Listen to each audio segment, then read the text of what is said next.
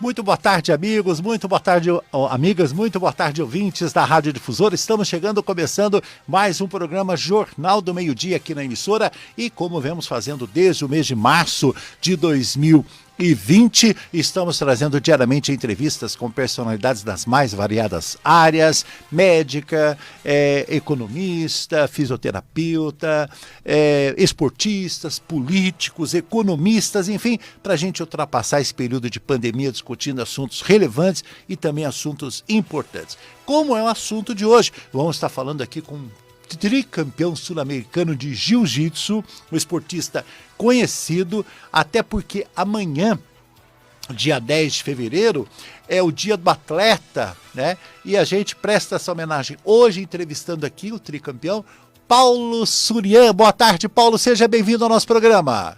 É um prazer estar aqui novamente. O prazer é todo nosso, em nome da Rádio Difusora, nós te agradecemos aqui, Paulo. Eu que agradeço. Perfeito. Paulo, fale um pouco de você. Quem é? Vivi minha infância toda em Itapiratiba, Itaiquara.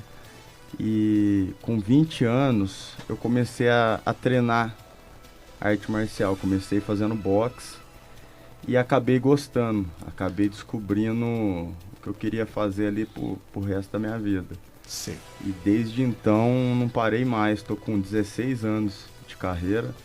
Já no primeiro mês de treino, já fui para a primeira competição e não parei mais. Estou com cerca de 90 competições na carreira, uma média aí de 5 a 6 competições por ano, nos últimos 16 anos. Correto. Outra modalidade você nem se atreveu, a paixão mesmo é o boxe. Na verdade não é só o boxe, né? Eu comecei no boxe, aí eu comecei a treinar jiu-jitsu depois. Mas sempre artes marciais? Sempre luta. Luta, né? Eu cheguei a fazer futebol, igual todo brasileiro, né? Na infância, tive o sonho de ser jogador de futebol, mas eu não era bom bastante no futebol.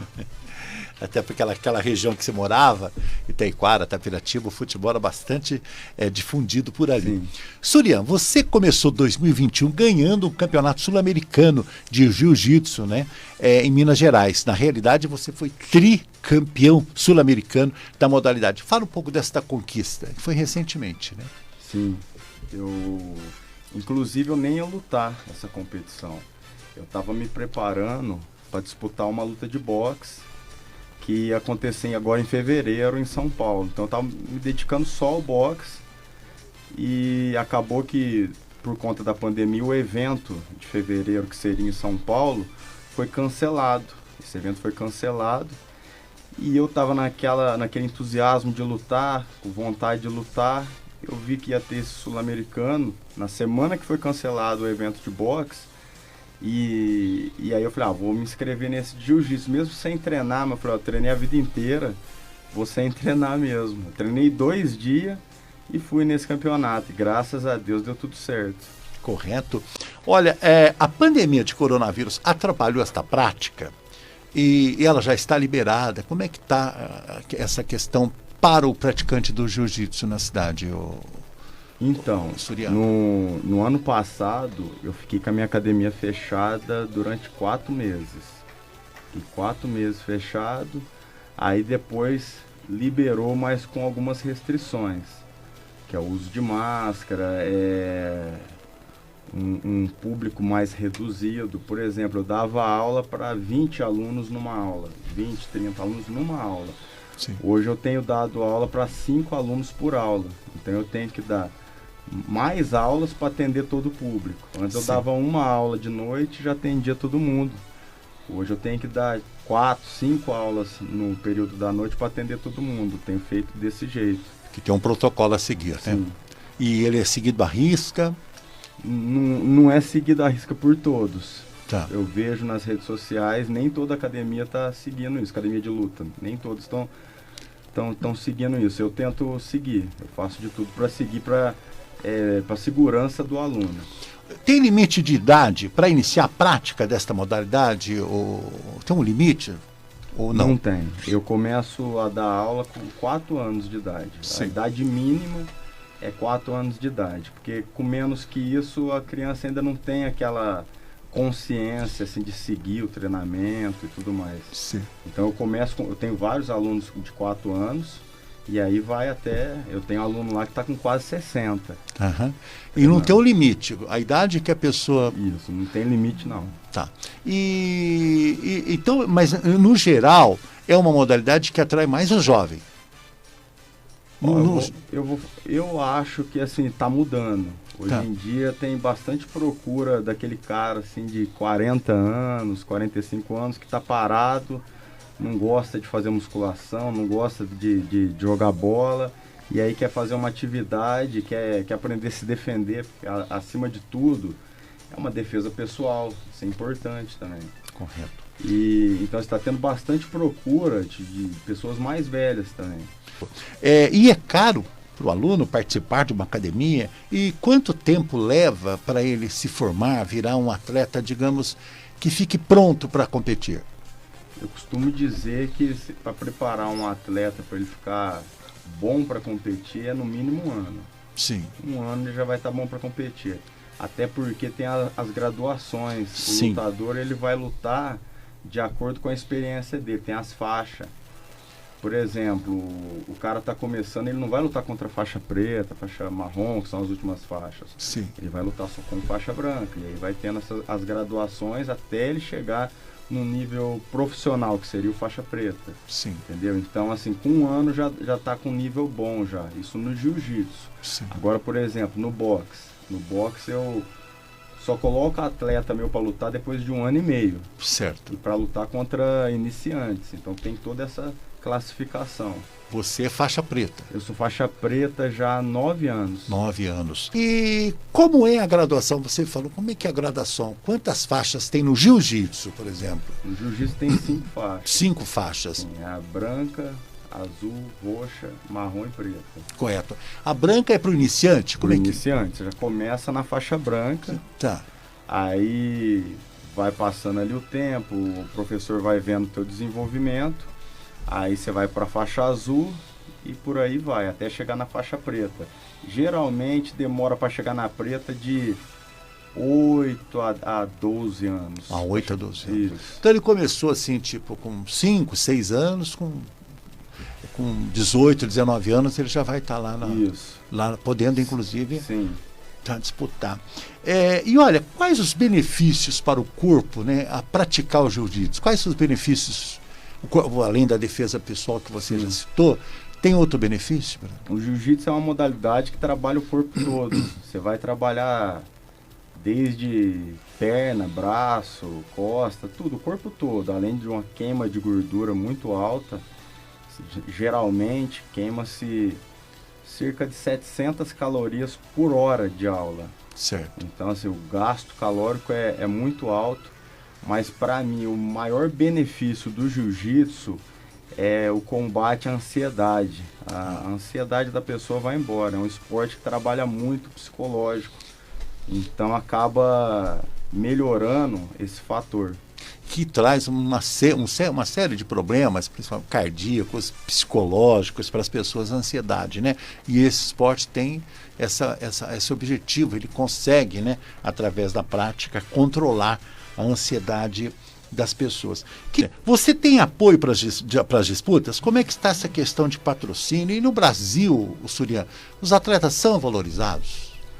O problema do esporte no Brasil é que as empresas querem patrocinar aquele atleta que já está em alta, que já está aparecendo na televisão e tudo mais.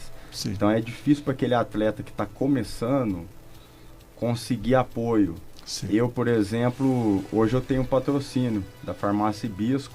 Sim. Já quase 2 anos que eles me patrocinam. Sim. Mas eu tô com 16 anos de carreira e eu só consegui patrocínio depois do 14º ano de carreira. Até então, ninguém me patrocinava, eu ia nas empresas, era só não, um atrás do outro. Então, assim, as empresas, ela não quer apoiar aquele atleta iniciante ou desconhecido. Sim. Você só consegue apoio depois que você já tem uma certa relevância. Correto. Isso que é difícil, né? Porque o atleta ele precisa de apoio naquele início. É ali que é o momento mais importante para ele. Correto. Aí ele tem que se virar, tem que Exatamente. bancar suas próprias competições. Ele tem que se virar e a maioria acaba desistindo. Sim. Eu dou aula já há 15 anos, eu comecei a dar aula, eu era faixa azul, e eu já vi muito atleta talentoso, esforçado aqui na cidade e que desistiu no meio do caminho por conta disso. De falta de patrocínio. Falta de patrocínio. E justamente a pergunta que eu ia fazer justamente nessa área. Que percentual começa a prática do jiu-jitsu e chega lá na faixa preta? Qual é esse percentual? Qual o montante que atinge a faixa limite? Boa pergunta. Menos de 1%. Menos de 1%? Menos de 1%. A maioria fica no caminho, por Sim. meio do caminho. E por que razão? É tão baixa essa... Só para você ter uma ideia, igual eu te falei, eu comecei a dar aula há 15 anos atrás. Nesses 15 anos, eu dei aula aqui na cidade para mais de 1.000 pessoas. Sim. Pessoas que entram, saem. E em todo esse tempo eu consegui formar 4 faixa preta. Sim. Para mais de 1.000 alunos, muito mais de 1.000 alunos passou pela minha academia. Entre pessoas que começam e param. E eu só consegui formar 4 faixa preta. Sim. Porque a maioria desiste. E desses faixa pretas, alguns também desistiram. Chegaram na preta e desistiram. Porque é um esporte, assim, ele é muito bom pra saúde, é muito bom pro corpo, mas a pessoa tem que ter uma cabeça boa. Sim. A pessoa tem que ter uma cabeça boa de ser perseverante, de não desistir. Justamente. Com os obstáculos, a maioria desiste. Tá. Seja obstáculo financeiro, seja nas competições, de ter alguns tropeços nas competições, de perde uma luta importante aqui, outra ali, acabam desistindo, infelizmente. Correto. E tem uma parte desses que também se graduam ali para fazer exercício, ela não está preocupada em chegar na preta. Tem também um percentual que vai lá para manter a saúde? Sim. Até eu classifico os meus alunos da seguinte forma: tem aquele que é praticante, que ele faz por lazer, por esporte, ele é avaliado de uma forma para ser graduado nos treinos. E aquele que é competidor, ele é avaliado de outra forma. Por exemplo, aquele cara que não quer lutar, não quer ser competidor, esse cara eu vou avaliar ele no treino, se ele está aprendendo as técnicas, se ele tem, assim, não falta dos treinos, se ele tem frequência nos treinos. Já aquele que é competidor, eu vou avaliar pelas competições. Se ele está ganhando na faixa branca, eu vou graduar ele para azul. Aí ele está ganhando as lutas na azul, vou graduar para roxo. Então tem 2 tipos de aluno. E todos eles vão conseguir se formar, vão conseguir chegar na preta de acordo com a dedicação deles. Correto. Perfeito. Olha, como são os seus treinos hoje, em plena pandemia? Por exemplo, agora aqui estamos na fase laranja. Né? Na laranja, as academias podem funcionar plenamente? Não? Como é que é? Não, igual eu disse antes, a gente está trabalhando com 20% do público. 20%. E você faz, então, dividiu em várias turmas para poder ministrar aula para todos. Quantos alunos você tem hoje? 60 alunos. 60 alunos. Sim. E a pessoa que quiser, por exemplo, te procurar para se formar com você que é um tricampeão sul-americano, onde é que é a sua academia? Pode fazer o merchandising da sua academia, Paulo. A minha academia fica na Vila Brasil, na antiga Wine, na rua Gabriel Andrade Junqueira, número 431, na Vila Brasil. É onde era o Wine, o prédio da Wine, fácil. Sim. Até o momento, até para incentivar o pessoal que está na disputa e aqueles ainda que vão te procurar, qual foi a sua conquista mais marcante? É até difícil falar, porque graças a Deus eu tenho uma carreira bem vitoriosa. Eu vou separar por modalidade. Pode ser. Por exemplo, no MMA, que eu sou lutador de MMA também, eu tô com 19 vitórias no MMA e 2 derrotas. Sim. Isso é meu cartel no MMA profissional. Tô vindo de 5 vitórias seguidas. E no jiu-jitsu, eu tenho os 2 títulos mais importantes que eu tenho no jiu-jitsu, são os 2 campeonatos mundiais que eu venci. Eu fui campeão mundial em 2017 e 2018. Fui campeão mundial. E já fui campeão brasileiro 3 vezes, 3 vezes campeão sul-americano, 2 vezes campeão pan-americano. Os mais importantes no jiu-jitsu são esses. E ganhei um cinturão muito importante na Copa Company, que foi agora em novembro passado. Eu lutei no Rio de Janeiro e ganhei o cinturão desse grande evento. E no boxe, eu sou campeão brasileiro, bicampeão brasileiro, sou campeão paulista, sou tricampeão sul-americano e bicampeão da Copa do Mundo na Argentina. Então esses são meus títulos, no boxe, no jiu-jitsu e no MMA, que são as modalidades que eu mais me dedico. Correto. E qual o seu maior sonho ainda? É manter essa carreira de conquistas que você já tem até agora? Porque o pessoal que ouviu, viu a quantidade de títulos mundial, nacional, sul-americano, pan-americano, enfim. O que se você sonha, vislumbra ainda para a sua vida em termos de competição, de luta? Quando eu comecei a treinar, o meu sonho era me tornar profissional e conseguir um título mundial em qualquer faixa do jiu-jitsu. Esse era o meu sonho. Sim.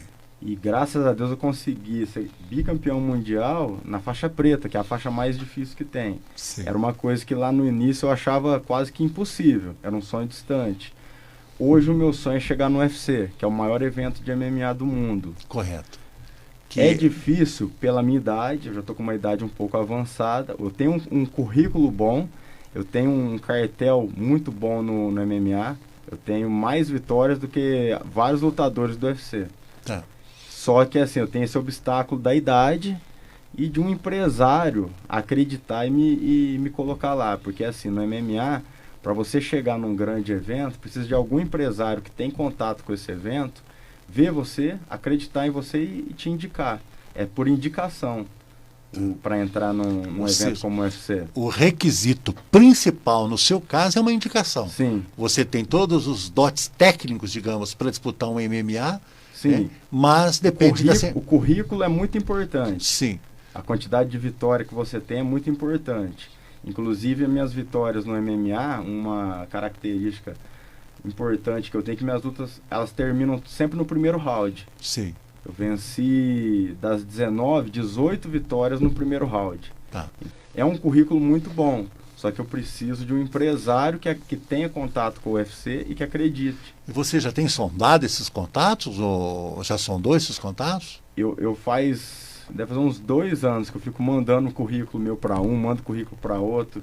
Mas é difícil. Não é impossível, mas é difícil. Mas eu acredito que é possível. E eu tenho esse ano e o ano que vem para tentar, que eu tô com 35. Com mais de 36 é difícil eles contratarem um lutador, eles querem gente mais jovem. Sim. Mas eu vou fazer de tudo para chegar lá. E nós vamos torcer para você chegar lá, viu, Paulo Surian? Parabéns para a sua carreira extraordinária de atleta, que eleva o nome da nossa cidade também para os mais variados cantos do Brasil e do mundo. E os microfones estão agora à sua disposição para você falar justamente aquilo que também você queria falar e nós não tivéssemos te perguntado. Está à sua disposição.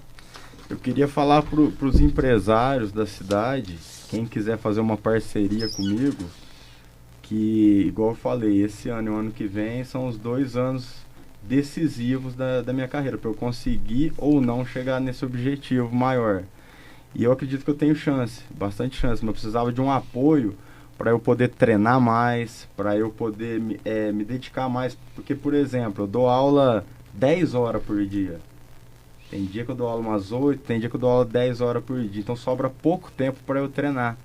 Sobra bem pouco tempo para eu treinar. Então, se algum empresário da cidade quiser fazer uma parceria de patrocínio para eu poder me dedicar mais à minha carreira como lutador, que eu treino 2 horas por dia só. Eu poderia treinar mais se tivesse como eu pagar outro professor para dar aula no meu lugar. Então eu queria ver quem quiser apoiar e fazer uma parceria comigo. Eu queria também agradecer ao meu patrocinador, a Farmácia Hibisco, que está comigo há 2 anos. Meu muito obrigado. Queria agradecer a todos que torcem por mim, em especial a minha família, Elaine, Yasmin, Estela, minha mãe, e mandar um abraço para todos e agradecer a você pelo espaço aqui. Grande abraço e volte sempre quando quiser. Grande abraço. Sabe qual é a vantagem de ter um bom plano de saúde?